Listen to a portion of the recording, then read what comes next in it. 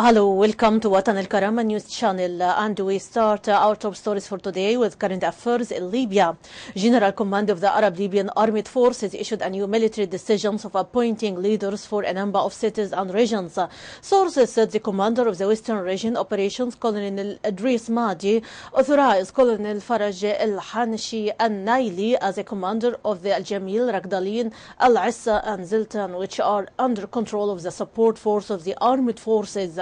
Moreover, the General Command issued a decree appointing Colonel Al-Mabrouk Muhammad Al-Ghazawi as a commander of the military region of Kafra. The General Command of the Arab Libyan Armed Forces denied any special accounts of special network sites for Commander-in-Chief of the Arab Libyan Armed Forces, General Khalifa Haftar. Official sources at the General Command of the Armed Forces said the General Command has only one official speaking on its behalf, Major Mohammed Hijazi, and he is the only official authorized to talk about what the leadership wants to convey to the public, in addition to official data issued by him. The sources stress that any comments attributed to the General Command of the Arab Libyan Armed Forces are not true. Air Force of the Arab Libyan Armed Forces launched new airstrikes on positions of terrorist groups in Benghazi. Military sources noted that the raids targeted sites near Jazirat al-Hijaz and the Tariq al-Nahr in Alethi district as it witnesses continuing violent clashes. In the meantime, 4 soldiers of the National Army were wounded after violent clashes with the remnants of terrorist militias in Alethi area, Benghazi. Moreover, expert of dismantling explosives department Tariq al-Sa'iti succeeded to dismantle a mine weighing 12 kilograms found near Uqba bin Nafi school in Alethi area, Benghazi district. Interim government condemned assassination of Egyptian General Prosecutor Council Hisham Barakat, who was martyred by a terrorist attack. The government also renewed its full solidarity with the Egyptian government in its fight against terrorist groups. Moreover, the interim government has stressed that this terrorist act reveals that fight against terrorism is a battle of all countries, and there is no party who is away from such actions. The statement also called for uniting all efforts in face of such acts of terrorism. In the meantime, the statement called on the international community to commit to its responsibility and seriously address these terrorist groups and all those who supported them. Parliament Speaker Council Akila Quader sent his condolences to Egyptian President Abdel Fattah al-Sisi and Prime Minister Ibrahim Mahleb on death of General Prosecutor Council Hisham Barakat.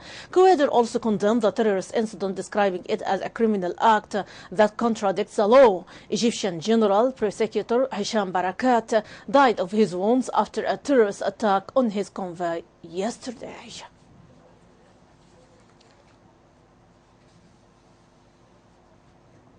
And still about Council Hisham Barakat, Libyan Organization of Judges mourned Egyptian General Prosecutor Council Hisham Barakat, who was martyred in a terrorist attack on his convoy in Heliopolis yesterday. The organization said in a statement that it sent warm condolences to families of victims and judges in Egypt, stressing full solidarity with them. The organization also called on Libyan and Egyptian official authorities to find common cooperation mechanism to address the threat of terrorism, combat and drain its sources, which threatens the two countries. And about the Arab and World Heritage, member of the World Heritage Committee of UNESCO said they are worried about threat of terrorist Daesh militants in Libya, Iraq, Syria and Yemen. The United Nations Culture Agency, UNESCO, today condemned the damaging and destruction of cultural heritage sites in Iraq and Syria during a conference in German city of Bonn. Nada El Hassan from the organization's World Heritage Secretariat for Arab countries told the meeting the current situation of areas occupied by army groups illustrates the serious damage to human beings, to the people of Iraq, and means that the cultural heritage in these areas is seriously threatened. He added that among the 4 World Heritage Sites in Iraq, Hadar and Ashur suffered destruction, while the archaeological site of Samarra was affected by acts of vandalism, in particular the site symbol, the spiral minaret from the 9th century. The Malawiya in March, Iraq urged a U.S.-led military coalition to use air power to protect the country's antiquities from terrorist militants looting and destroying some of the world's greatest archaeological treasures.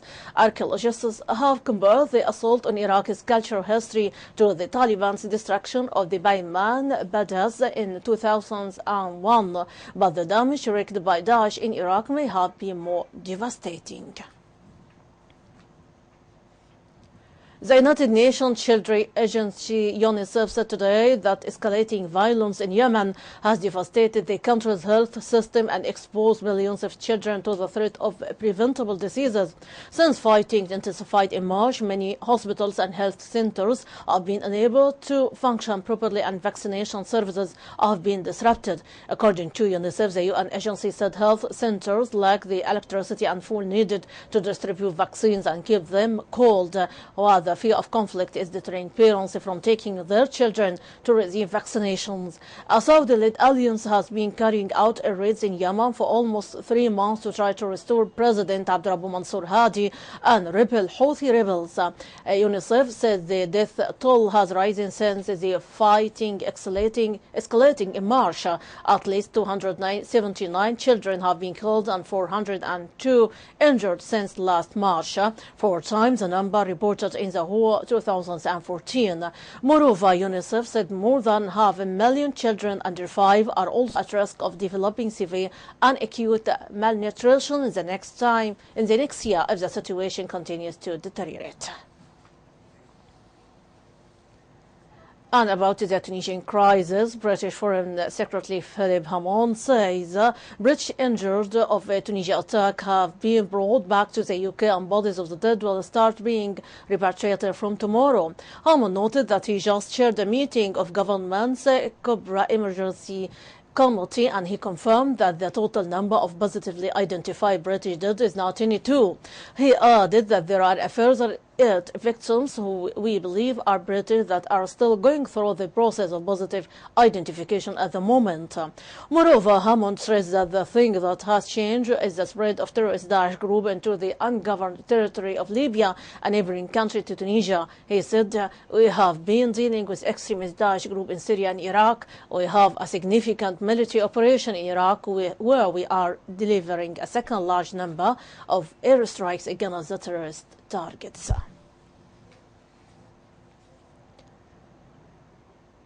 On to Iran. Iran and 6 world powers gave themselves an extra week to reach a final nuclear accord after it became clear they could miss a deadline today, with U.S. and Iranian officials sounding upbeat even though obstacles remain.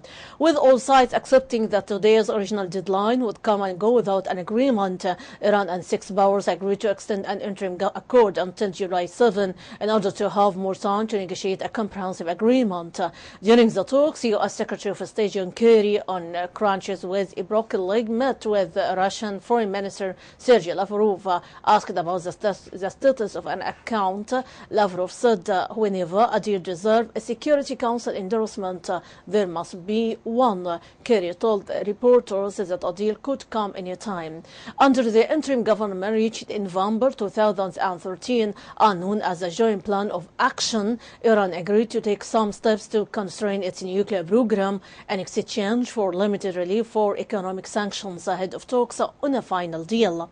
Western countries have imposed sanctions on Iran, which is a suspect of seeking the capabilities to make a nuclear weapon. Tehran says its nuclear program is peaceful. U.S. Congressman Peter Roskam, David Price, Tom Rice, Rob Woodall, and U.S. Congressman Gina Totis and Luis Capps met around Media Square and lit candles to the memorial to victims of February 2014 uprising against the pro-Russian President Viktor Yanukovych. The victims are now known as the Heavenly 100. The U.S. Congressman Peter Roskam expressed support to Ukraine and accused Russia inauguration against Ukraine. He said, "We are here today to witness firsthand here in Ukraine in the face of Russian aggression and to stand with Ukrainian as it's standing against Russian aggression," he told journalists. Roskam added, "We are unanimous know that in our support today for freedom in Ukraine and Ukraine's ability to decide Ukraine's future without manipulation and threats of force and violence by Russia." A ceasefire between Ukraine and Russia brokered in February by the leaders of Ukraine, Russia, Germany and France remain technically in force, but regular skirmishes are claiming lives almost daily on both sides. Moscow denies sending troops into Ukraine or helping to arm the rebels. The United Nations says more than 6,400 people have been killed in the conflict, which erupted in April 2014. And finally, about Ebola, a Liberian teenager has died of Ebola. The government announced today, more than 7 weeks after the West African country was declared free of the deadly virus. The body of the 70-year-old tested positive for Ebola on Sunday, and he was buried the same day. Liberia's health ministry told a news conference in the capital, Monrovia, that an investigation is underway. The health minister, Bernard Da, said the existing infrastructure set up to combat Ebola helped in handling the case. It is the first recorded case of disease in Liberia, one of the countries at the heart of the world's worst Ebola epidemic, since it was declared virus-free on May 9 after going 42 days without new infections. The deputy health minister said border closure is not an option now. We have the borders protections very well. We have surveillance systems going on there. We have not established whether or not this case came from any country across the border. Aid workers said they were encouraged that authorities had followed superior procedures, but said there was a risk of further cases, especially since the virus was only detected. A total of 11,207 people have died from Ebola in Liberia, neighboring Guinea and Sierra Leone since the outbreak began in December 2013, according to WHO. That is the wrap-up of our top stories for today. For much more, you can check our website www.watanalkarama.tv. Thanks for watching us. My greeting, Rانيا البليدي.